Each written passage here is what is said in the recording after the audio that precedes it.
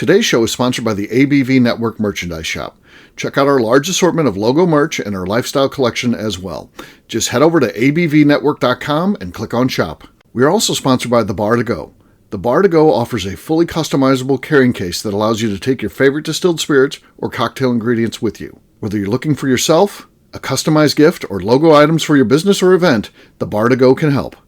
Check them out at thebar2go.com. Use the number 2 when you type out The Bar to Go. Did you know Neely Family Distillery now ships its popular distilled spirits directly to you? To order, simply call 859-394-3258. Tell them the ABV Network sent you. Finally, we are sponsored by the upcoming ABV Barrel Shop, a new liquor store experience coming to St. Louis, Missouri. The ABV Barrel Shop will serve as home to the ABV Network and will be owned and operated by Steve Akeley, Jim Fosnot, and Scott Creighton, a.k.a. the Barrel Buddies. To learn more about the investment opportunities in this new venture, listen to the ad at the end of this podcast. And now, on to the show. Let's drink!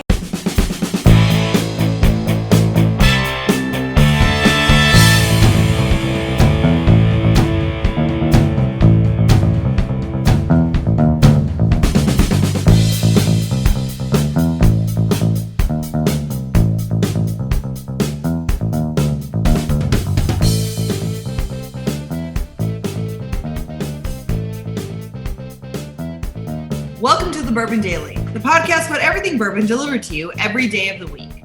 Today on the show, we mail it in for the first day back from vacation. My name is Miss Beka Sue. Please join me in welcoming my co-host, Steve Akeley, along with our special guests, Phil Collin, Lenny Eckstein, and Tim Swyatt. Hey gang, what's up? Hello. Hello. So, yeah, we're having some fun. We are back from vacation. We, of course, took some time off here the second half of January. It's a tradition we started last year. Worked out really well. We played some best of shows. We also played the Bourbon Talk Show, if you didn't get a chance to hear those interviews. So we were doing that while we were in Key West, and then just enjoying some R&R in there as well. So good stuff. Hopefully you enjoyed that, but we are back live now. Before we get rolling with the show today, which could be anything, of course, we know on these mailing it in shows, Tim said there is something he wanted to talk about for small talk. What is that, Tim? So I'm every commercial break I'm finding now with Domino's Pizza, they're selling this new food item that they consider it food and actually charging you for it. It's these dippers. It's a tin full of just either melted cheese, melted something else or anything, and you're supposed to dip garlic knots in them, and I find it absolutely repulsive. I cannot watch the commercial. I have to look away every time. I'm like, okay, I could take a dump in a box and sell it to you and tell you it's great too. I can't believe they're actually selling that in Chicago. I haven't seen that in St. Louis. And that's what I was asking. Is it a Chicago they might thing? Be testing it. Yeah. Okay, well, I would highly recommend go watch the video. Go to Domino's. I'm sure they have some. You can see the Dippers product. The Dippers. It's awful. Okay. It sounds like Mandy Kaplan's nightmare with all this cheese. Yeah, cheese. It's awful. So I was just curious to see, out of all the fast food debacles that are out there regionally, so clearly this is a regional thing to Chicago, or at least my area, or general, most likely Wisconsin. It's a cheese dip and you're delivering it, and it's going to coagulate everything. It's disgusting. No, if it stays warm, it's not going to. Come on, you just hate cheese dip. I do know. I'm not a person that hates cheese. That's for damn sure. But if you look at this video, it's repulsive. I don't know who would buy this. It's kind of racist. I mean, it depends on how late in the night it is. Like how much I've had to drink. I might want some cheese dip. If you're that low in the night and you fall on this, you're Danny Kennard falling asleep on a cat box. Yeah. You got to be at that point. If you see this video, so I was curious to see if there's any other regional fast food things that just are like repulsive for you. Just can't even have to turn away from the TV. Well, I mean, that fish sandwich they hawk at McDonald's has got to be ranked up there. Right? McFish? Does anybody drink that thing? Eat that thing? The filet of fish? Lenny, of course. Lenny. Yeah. Lenny is a vegetarian, famously. So, yeah. Well. Pescatarian? Is that what you're calling yourself? Do they actually market that though? Like they don't really. Oh yeah, they do during Lent and stuff. You'll see it advertised. Sure. Yeah. It's the only thing McDonald's advertises during Lent. Yeah. So for me, it was a dish that KFC came out with, and it comes back every now and then. I use the word dish liberally. It's called the Double Down, and it's 2 fried chicken breasts, and then inside it's cheese and bacon and sauce, and the bun. The bun is actually there's a bun in there too. No, the bun is the chicken. bun is the chicken. Chicken breast. Oh. Yeah, there's no actual bread. Wow. You never seen that, Steve? No, I've never seen that. my God. The KFC Oh, double Bourbon down. assignments. It Double down. looks, and don't forget down. these food ads. Their goal is to make it look as appealing and as wonderful as possible, and it looks so disgusting. I would like to avert my eyes every time they advertise the double down. But once every few years, it comes back. Yeah. The McRib, although people love it. The McRib, yeah. Do they love it? I don't know. I do they? I don't know if they just create this false sense of people love this. They have like 8 people that do, and they interview them and make sure they're on. And Why but do they keep bringing the bring thing it back? back. It's just pressed together, quote unquote. I've pork. tried one of those one time when they first came out. It was like mostly gristle and stuff. It was terrible. Oh my God. No, It was. If you can get the fresh onions though on something else, that's not bad. They got to keep those fresh onions, and if they keep that on the menu, that's a good thing. Do they only have the fresh onions on hand when they have the McRib in stock? On the McRib, yes. There you go. But There you but if they have the McRib on the menu, you can say, and I want some of them McRib fresh onions on my my Big Mac. Yes. All right, insider tip. Good to know. Yep. I Well, just it's feel kind of like we're if talking- you're ordering. Yeah, go ahead. If we're Let's say talking if you- about cheese being the low bar for things that are disgusting that fast food restaurants do, I just feel like all these things are so much lower than cheese. Like I think chicken McNuggets are far lower than dippable cheese. I think what's Tim, I don't know. I don't know what Tim's issue with the cheese, and I have to see the ad. Maybe that's so vile if you see the ad. I don't know. It's I'm in giving a him the plastic. It's like a to-go tin, like a with I get it. the paper How top. would You put the like rim them around. to deliver it to you, Tim. Oh You want I them probably you said want it served in their bare hands instead? no! Come on. Come on, that can't travel well. Deliver it to you in Yeah, a skull? I don't know what you want. A skull. I mean, I think Domino's is pretty horrible anyway, so I would assume that anything they're making is going to be terrible. So this cheese, thing is gonna be- I do agree with Tim that it's probably terrible by the time because they're going to take 2 hours probably just to get it to your house anyway. So it's just a hard Exactly. lump of the cheese. concept of it isn't bad, but the delivery on Domino's, I would think, is where it's going It's to be. probably bad. horrible. But That's the where I'm at. concept- Yeah. The concept sounds good because I do love some queso dip. Oh yeah, that's Oh sure, yeah. When it's fresh and But that's hot. made at the kitchen and walked out to you. right. That's not made at a restaurant and delivered to you with other people's food and 10 delivery stops on the way. That can't end well. Yeah. I feel like cheese keeps. No. It depends. If it is kept hot, then it's fine. If it's hot lava cheese and they bring it to you and it's all coagulated and And it's there's a then hard you're like, shell oh, I can on reheat top. it. There's no reheating I mean, it. It's yeah. There's a hard I shell wouldn't- on top. And if it was cold, I'd do Like a a shot of it. turtle. do a shot of it. If it's cold, it's not moving. It's it would Turtle clog cheese. your thorax. You would be dead. You would Yes. be dead, Lenny. I don't want Lenny to die. I like Lenny. No, not yet. I don't want him to die. What a compliment, Steve. I don't want Lenny dead. I'm not. I mean, there's a lot of people that come on these shows I wouldn't mind, but Lenny, I like Lenny. I mean, All this food sounds gross. I think everything with name sounds pretty gross. yeah. I think maybe I could down a fillet of fish, but that's about it. Oh See? God, yeah, that doesn't sound They're good. like 800 calories or something. It's like a ridiculous amount of calories for that sandwich. You guys Just care calories? the best choice and some bad options. Oh no, yeah. Just pair Fish with parts. Malort and you're good to go.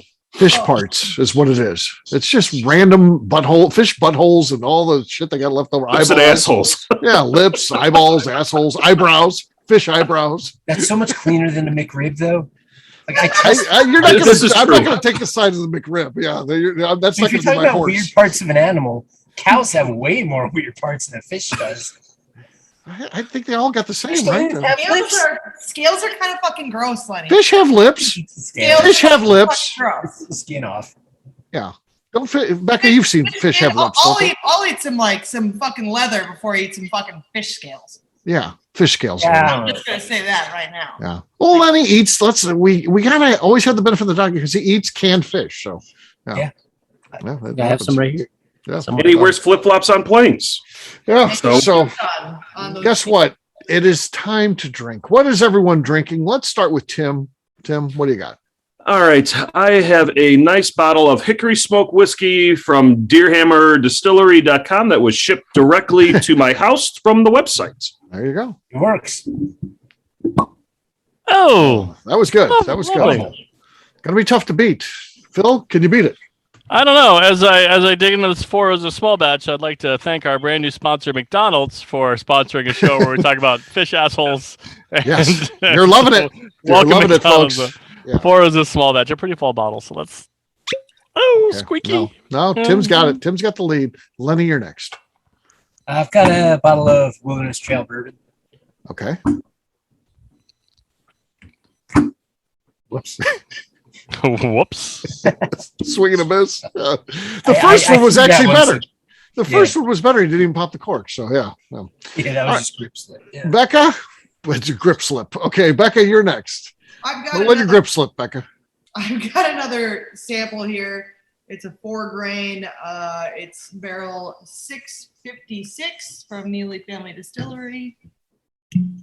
Okay, no, Tim's still got the lead. I don't know if this is going to happen for me. I'm doing a last show pour. That's not a lot there. Stumpy's Old Monroe, but my problem is I selected a small glass this time. I have the Wild Turkey tasting glass. So let's see first on the cork pop. Let's see what we got here. Just bad form all around. Tim's got it. I did not. I was squeaky. All right. It was not good. I think I'm going to make it. I made it. I didn't think it was going to happen, but I did.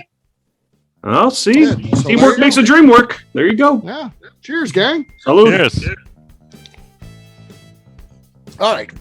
We'll take a quick break, and then when we come back, we're mailing it in. First day back from vacation. We'll see what we talk about. I don't know what it's going to be. We'll figure it out. We'll talk to you in a few.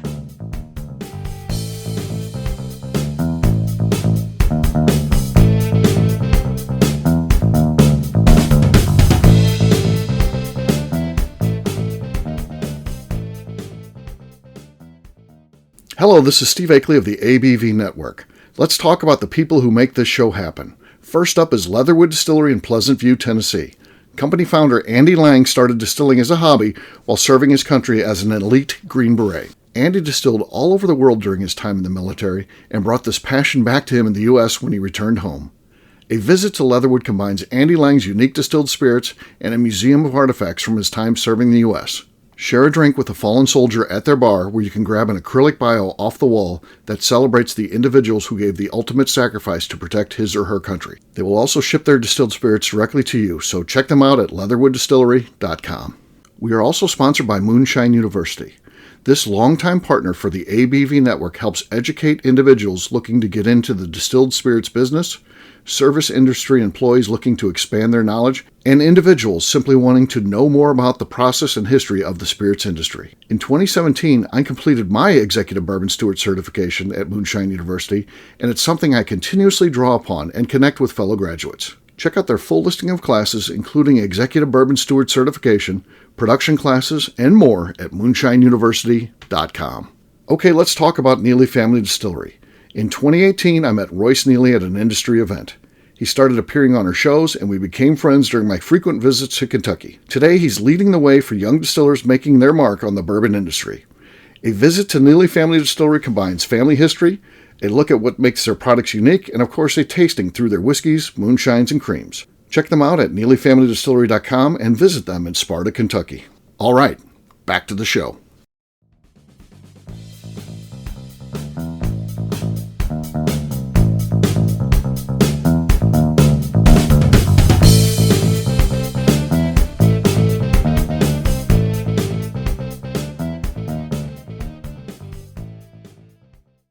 Saying Bourbon Daily? Yeah.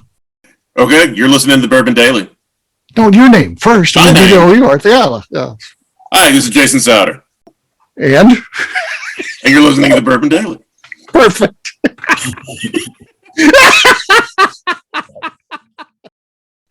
Welcome back to the Bourbon Daily. Today we're mailing it in. Yes, we are. So, what do we want to talk about? What the hell should we talk about? Yeah, we're going to talk about assholes and. Well, the funny thing is, we're in reality, you're going to want to hear us talking because we've got great stories, but we're recording this before vacation. But 4 out of the 5 folks here are going to be in Key West for the trip. So everybody but Tim will be down there in sunny Florida, and we're going to be having a great time. Tim can't go; he's too good to hang out with us. Nah, I canceled my trip. I was supposed to be in New Orleans for a work trip that weekend, the Wednesday through Friday before that. I was going to skip down to Key West afterwards. I just found out yesterday they canceled, or Friday that they canceled that trip. So now I got these little people to worry about, and Diane can't break away. So it's like, so that just screwed that trip. Oh yeah. Whole thing. Yeah. We will have drank one in your honor by the time the show airs. I was really trying to get down there. I really wanted to get that Rum Project bottle is what I really had my sights on. Yeah. Well, we're going to have rum down there. It's just going to be one company, so Lenny. So yeah. I'm going to take a boat to the Bahamas and buy all the allocated bourbon they have in their Atlantis on-site liquor shop and come back to that. It sounds like they got a lot of Blantons down there. We're going back to the Blanton show. I just saw someone come with a whole suitcase of Blantons. That's what I always hear. You want the Blantons, you go to the Caribbean. Caribbean or Wyoming. It's interesting. Or Wyoming, yeah. Or Wyoming. Go to Wyoming. Yeah. Speaking of Caribbean liquor stores, has anybody been to the St. Thomas liquor store? No. In the Virgin Islands? What's it that like? Thing, I swear to God, you open the door, the heavens open up, a light shines upon you, and it's like a cathedral of 175 anything you can think of. Huh. It was unbelievable. I mean, I want to say 20 shelves up, and they have a whole like a ladder they push around, and you can climb up. Half comes up. Oh, I want that bottle up there. They'll go get that. All the cone, anything you can think of. This thing was spectacular. Is St. Thomas American Virgin Islands? It is. It's U.S. Virgin Islands. Yeah. Okay, well, that's cool. So yeah. So you don't have to deal with some of the duty things in that, then, right? Nope. And they ship that too as well. Duty. If you ask them nicely. Nice. Okay, nope. I like that. That's a good tip. Count me in. I'm going to go there. All right. I would say another tip: do not travel to Costa Rica and expect to buy bourbon. Really? Why would I expect to buy bourbon in Costa Rica? I did. I just thought I'll grab a bottle for myself for the trip. I would expect them to have one bottle of Jack Daniels, bottle of Jim Beam. Jim Beam, white label. That was they had Jim Beam. And one bottle of Four Roses Al Young edition on the shelf. That'd be nice. Yeah. $99. Yeah, I got beat out by a Costa Rican tater for that one. Yeah. No, I had to slum. Well, it wasn't really slumming it, but I was like, yeah, fuck it. I'll drink rum. So I drink rum. That's what you have to do. That's what we'll be doing in Key West. I mean, it's Costa Rican Tater, a new ABV Network podcast sitcom coming to the show. Beka, can you drink rum cocktails? Because I know you have this weird relationship with rum. I've got this weird sickness. I've got some sort of disease where I get sick. Her body rejects rum. Yeah. We don't know what it is, but I can. Okay, this is a pathetic thing I'm about to say. I can drink Captain Morgan. Oh, God. I don't like that I can do that, but I can't drink. And there's some that I can drink and there's some I can't drink. I'm guessing that there's some that are made from maybe molasses and or some from cane sugar. Is that? Yep. I don't know. I don't know if I'm allergic to one of those things. I don't know. You need to delve more into this. Yeah. Does she? She could just not drink rum. But I like some rum and I can taste it. Like the second I taste it, I know if I'm going to get sick from it. I can taste it. So yeah, it would be easy to do the research. I don't disagree with Phil, but there's places where you go where rum is so prevalent, you're really missing out on the local experience, especially when you can drill down and there are some ones I can drink and others I can't. If it was across the board, you can't drink rum, then I would be like, yeah. If I just swelled up like a fucking balloon, that'd be one thing, but I could physically vomit sick. Yeah. Okay, if I just swelled up or turned red, got the hives, whatever, that's okay. Sure. But the fact that she doesn't want to drink it and get sick. She wants to drink a lot of it that makes her sick. Is how she's really sick. To Lenny's kid if I touch any rum. Yeah, you and Arlo. Yeah, me and Arlo would be just vomiting all over the place. We could do this experiment, I don't know, it doesn't even sound like we need an EpiPen, just different rums produced from different formats of sugarcane. All this says is with Rebecca vomiting. Why do you guys want to do this to her? No, this is a bourbon Sasquatch short. Yeah, it is absolutely horrendous. And the worst thing was with when I was down there helping do the barrel pick with Steve. Yeah, I'm sitting there and I'm drinking them and I'm like, no, surely I'm not getting sick from these. I'm going to be fine. And I was like trying to hit on my husband, who was not my husband at the time. I was trying to hit on him, and I'm about to vomit on him. Right. Oh, so that's how you hit your head. The thing ends, and Royce is then finally going to make his move, and Beka just runs. And I just fucking bolt. I bolt out of there and have to go find my drunk. We find out later she's sick. I'm dying. Yeah, I was. Oh. I was so fucking sick, and I don't know. And like I said, there's also some cocktails, like almost all of the spinny cocktails, like in almost all of the slushy machines, like our slushy machine. I cannot drink our margarita from our slushy machine. I cannot, but I can drink our bourbon slush, which is just ginger ale and bourbon. But our slushy machine has like the margarita mix we use in it. I am absolutely horrendously allergic to. Sounds like a sugar thing. I was going to say sugar. Yes, Yeah, some sort of sugar thing. I'm no doctor, but I play one on the there's ABV some network. candy that I can eat and I'll feel fine. And then there's other candy that if I start eating it, I am like instantly. I've never gotten puke sick from candy, but I've gotten like sick to my stomach. Like I'm gonna be puke sick from candy. But not all. There's down the cane sugar. I say I think there's tons of candy. I say it might be the cane sugar. I don't know. That would make the most sense. But I don't know. Do you guys have any food or alcohol allergies? Oh, no. I have a strong dislike of mushrooms, but that's about it. It's not an allergy though, Phil. All right, it's just you just don't like it, right? Just picky. Yeah. Me, I can't get anything. I thought I was a superior human with not having any sort of allergy until I realized that the reason I was puking all the time and I was binge drinking at 18 was because I was extremely allergic to some of the stuff I was binge drinking. You called yourself superior human. That's awesome. I thought I was wrong. To clarify, she thought she was she's not calling herself that. I was wrong. She was under the impression. That's what I get. The reason why I never thought of myself as a superior human is because I'm allergic to sunflower seeds. Oh yeah, no. It's because you're like 5'2". Lenny. Too. That has to do with it. Sunflower seeds? Yeah, I get violently ill. I do get ill off of walnuts, which is a bad one. So. Oh yeah, I'm allergic to walnuts as well. Yeah. So people make brownies with them and stuff. You got to be very careful. You got to be very careful. No, I get violently ill off Domino's dippers. Not make both sides of the toilet. There was a tour guide back in the day at Heaven Hill. His name was Alan. I don't know. He's probably not there anymore. And he was older. And he had that kind of slow, deliberate, dry humor. At the end, he gave a bourbon ball, and he goes, "Now there are the bourbon balls, and none of these have nuts on top." And then he would say, "Because of my shaky hands, I'm not so good with the EpiPen, so they don't trust me to take care of you." And I love the idea that the only reason they didn't have nuts is because they wouldn't trust him with the EpiPen in case the customer broke down the aisle.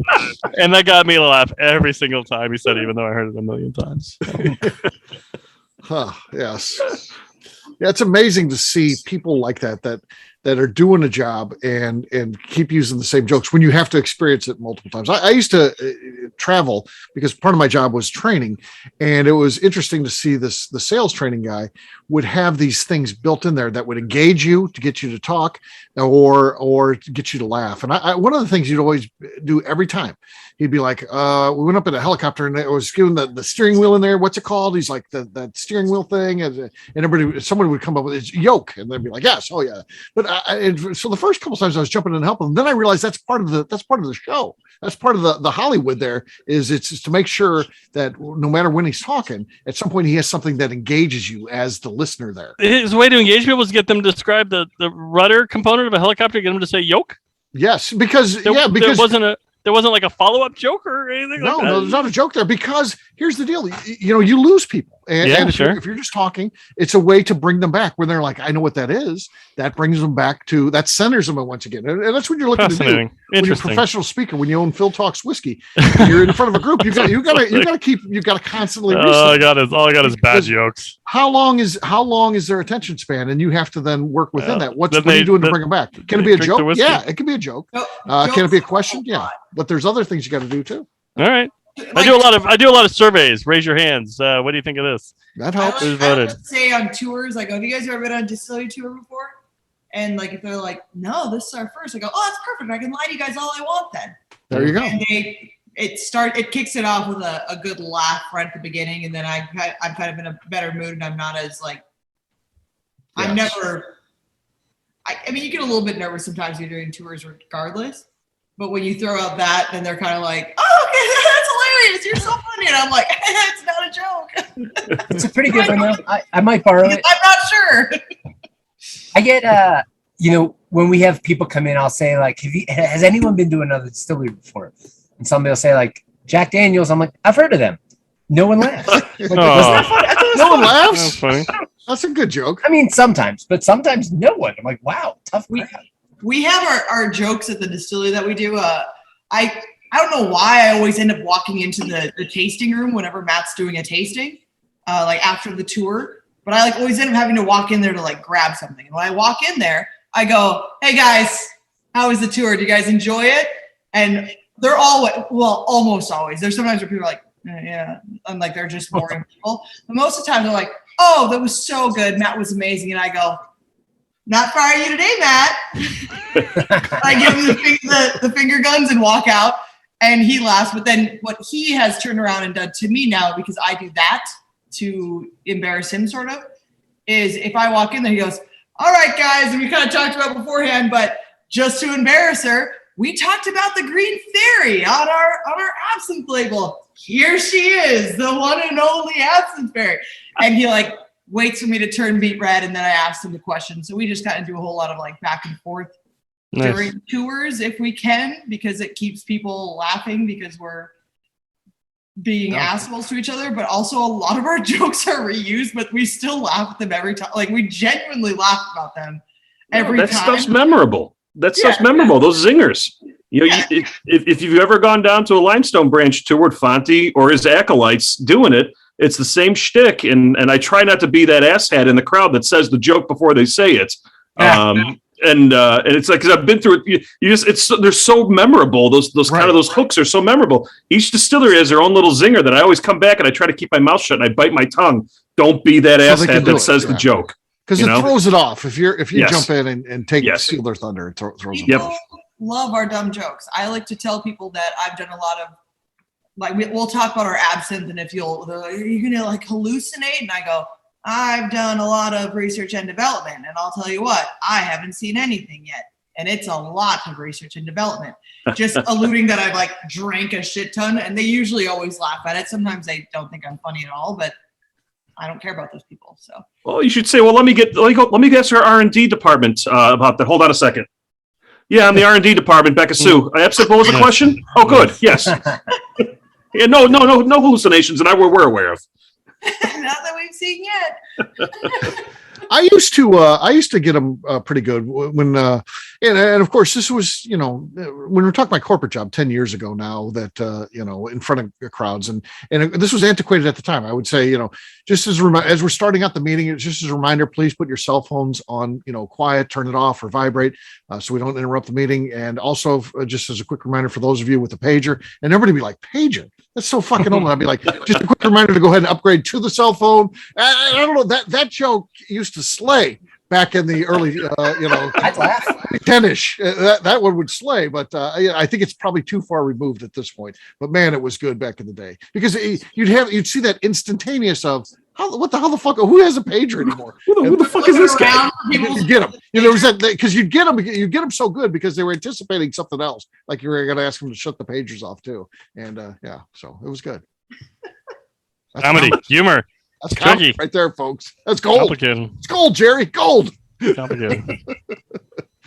I love the stupid jokes that that they're saying them every single time, but they are funny. If you've got the dumb fucking jokes you do during your tour or tastings or whatever, it cracks me up. We had one guy working for us first for a little while, and he would just listen. He was not necessarily good at doing his own things.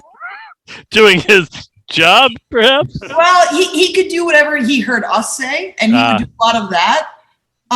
But then the one thing that he did on his own that I don't think that he realized was funny the first time was he'd go, "This is my favorite product, absolute favorite." And then he'd get to, I think it was our apps, and he'd go, "So we've got 14 different products. This is number 14. I hate this product." Really? Wow. And he'd go, of all these on the shelf, until we do this to it, and then I really like it. He's like, "But that's my 14." And then he'd say, But then he'd be talking through his others. And, this is my favorite product too. And they're like, you said that about the past 5 products. This is my favorite. This is my favorite. This one Whatever is you're talking my about is your favorite. Sure. Right, but That's what it should be. they would laugh. And like, I don't think that he realized that he like was being stupid. Unintentionally funny. Yeah. But people loved it. They thought it was funny as shit, where it's like he was actually kind of just being dumb, but they loved him for it. So. They loved him. They loved him, and he loved them. There you go. Absolutely. Yeah. I loved her, Jerry, and she loved me. No, you didn't. Yes. A lot of Seinfeld references is going to happen in this podcast. Yeah, because Royce has just discovered Seinfeld. Now it opens it all up to me. I mean, I was from really stage one. My mom was the first person I ever knew that watched Seinfeld. She's like, you got to watch the show. You got to watch the show. And then I watched it. So probably episode 3 or so I was in and was just fanatical about it. As soon as I started watching it, it was an amazing show. So usually I don't watch the stuff my mom recommends. It's not good, but yeah, she was on it with Seinfeld. I'll give her credit. I've got my husband turned on a Seinfeld down. So he's deeply immersed right now. So it's all up and up for me from here on out if he's going to be into Seinfeld. I mean, it's he never watched any of them before. He didn't even know like any jokes about that at all. There was nothing. Yeah. Now we know the Sopranos were on repeat forever, and the anxiety that comes along with that. I don't recommend 24. If you do have that one, if he gets into that one, make sure you have a towel next to you to towel off, because every episode you're going to be sweating and like you're always running with Jack on that one. Really? But has he ever heard of the A-Team? Has he ever heard of the A-Team? You got to watch the A-Team stuff. Let's really throw it back. A-Team, Airwolf, MacGyver. I mean, those are some classics. Magnum P.I. Yeah, and I know he's watched some of that stuff, but he just had never seen any Seinfeld, which I just thought was crazy. And I'd never watched every Seinfeld before, but I watched a lot of them, and I was like, how have you never watched any Seinfeld? Like, those are like jokes that just go around in my family all the time. And if you've never watched it, it's not funny. Like, those jokes are not funny at all if you've never watched Seinfeld, because you have no idea what they're talking about. Yeah. And if you don't know George Costanza, then I mean, it's really it's got to be eye-opening for Royce to see how many things they've just melded into popular culture now, though, that all come from Seinfeld. I mean, no soup for you. Yeah. No, you hear this stuff. Yeah. Next. It's like, it happens. When I lived in New York, I went to a great soup place, and the guy got tired of always being confused with the soup Nazis because all he sold was soup. And so he and his staff wore hats that said, "Yes, soup for you." There was in Soho by CBGB's, where the old CBGB's, it's out close. There was a pizza shop there that was a Seinfeld themed pizza shop. You could have the Newman, the Kramer, the Putty. Really? It was hysterical. All different styles of pizza with the name of the characters. So I ran across it. I never was able to find it again when I was in Manhattan. Whenever I visited, I've always tried to find it again. I can never find it. It must have shut down. But I wonder if it's something to do with the show or something like that, but it had to have been the neighborhood or something like that. It was all tied to the show. And they named all their pizzas after it all. So I always come and ask for a slice of They did. The writers would put real companies like H&H Bagels from the Festivus episode. That's a real place, H&H Bagels. So just watch that episode tonight. No bagel. We're finally back to my job after 12 years. You have makes you wonder if it was all worth it. It makes you wonder if it was all worth it. I've got a lot of things wrong with you people. Yeah. You know. That's now for the current minimum wage. Well, who do you have to thank for that? These pretzels are really making me thirsty. These pretzels are making me thirsty. These pretzels are making me thirsty. Yeah, right, great stuff. Yeah, an old one. I'm just happy he's into Seinfeld now. So yeah, now I can talk to my buddy about You know what Royce might enjoy doing? We did this. It was a while back, but we made a Festivus pole at Deer Hammer out of tri-clamp reducer fittings. Started at like 6-inch to 4-inch, 4-inch to 2-inch, 2-inch to 1.5 inches, and really? I thought it was hilarious. Nobody, I mean, I don't know, maybe 2 other people thought it was, but other distillers thought it was great. 2 people think it's funny is good enough. Yeah. I mean, thinking it's funny is good enough. Yeah, I mean, Lenny is kind of the Frank Costanza of the ABV network. He hates everything about Christmas, though he's out buying a tree this year and all this shit. But he hates all things Christmas. So He's got a place in Del Boca Vista. yeah, You know, he drives a Cadillac. We need to do this next, Steve. Is we need to pin everyone on the ABV network with who they are on. well, Lenny's Frank Costanza. We know that. Yeah. It's Frank Costanza. Oh man, I don't agree. Yeah. Oh, totally. Yeah. Better than George. Yeah. Better than George. Is it? I think so. Yeah, is it better than George? A little. Yeah, he had a move. Remember, he stopped short. You know, That's he my move. did create the man's ear. Oh yeah, Remember that? That's right. The bro. man's ear, bro. Him and Kramer dancing. She walks in. Oh my God! And explain to George how they worked. 2 cups in the front, hooks in the back. That's about all there is. That's so great because Jerry still goes, "You got your A cup," and then he goes through it so slowly, Right. And then he goes, "You got your D cup," and that's the biggest. And it's a very slow, like he's pausing between each one. Right. So he can learn. He's teaching. Yeah. There you go. All right. Well, that'll wrap this one up. Let's talk about where people. Did we do a good job of phoning it in for this episode? I think we did. I think people will enjoy this. I enjoyed it, so I think people will. Yeah. Tim, where can people find you? You can find me on the Tasting Events page at abvnetwork.com or on Instagram at swyguy2112. All right, Phil. I am Phil, and I talk whiskey, so it only makes sense that I am heading a company these days called Phil Talks Whiskey. And if things are going according to plan, by this time it's aired, you can check out the shop and check out some Phil Talks Whiskey swag, including awesome ball caps. But we'll see. We'll see Whoa! I can't wait for this. Either way, I'll be Episode I'll be sponsored on. by Phil Talks Whiskey. Yeah, all right. Follow me on Instagram at Derby City Phil and He Twitter should be a at Derby City sponsor. Phil. Phil should sponsor That this. sounds great. Let's make it happen. All right, Lenny. How about you? Where can people find you? You can find myself and the rest of Deerhammer on social media at Deerhammer, on the web at deerhammer.com. There you can order pretty much all of our stuff, single malt, bourbon, rye, whatever, shipped straight to your door. And you can come visit us in beautiful Buena Vista, Colorado. Downtown? Yeah. Downtown. Oh, And remember him. He gets pissed off if you forget. You're like, Oh, we never. someplace there. Never forget Yeah. Lenny.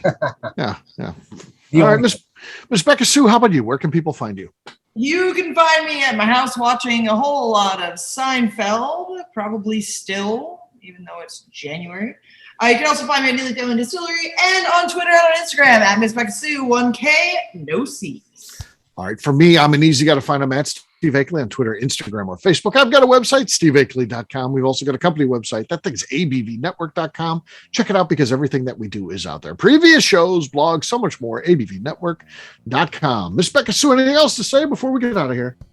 I'd just like to remind the audience to please give us a 5-star review that includes comments. It helps new people find the show, which is very important to us. If you like what we're doing, we ask you to please visit our Patreon page at patreon.com/the ABV Network. All right. Great job today, gang. For audience, we'll have a brand new show for you tomorrow. Looking forward to that. Until then, take care, everybody. See ya. Bye, everyone. Peace.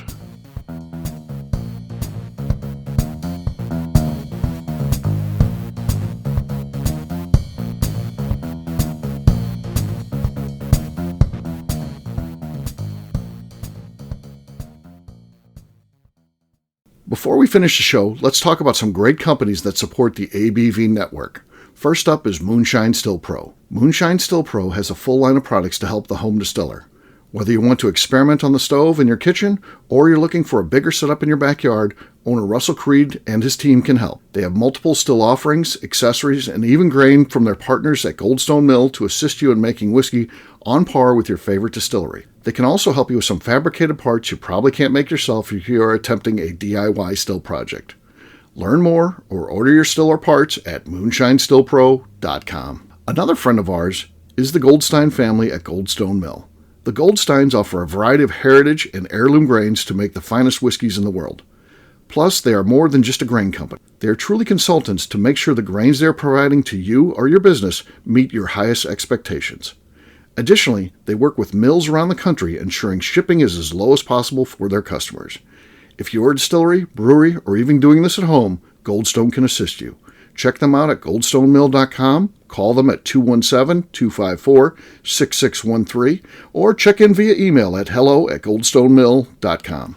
Last but not least, at the top of the show, I mentioned investment opportunities at the new liquor store concept, the ABV Barrel Shop, being launched in 2022 by myself, Jim Fosnot, and Scott Creighton. We are crowdfunding some of the capital needed to open the store. Not only does it offer a return on your investment, but a lifetime of status and benefits at the store. Of course, this investment is a loan and involves a high degree of risk, which may not be suitable for all persons.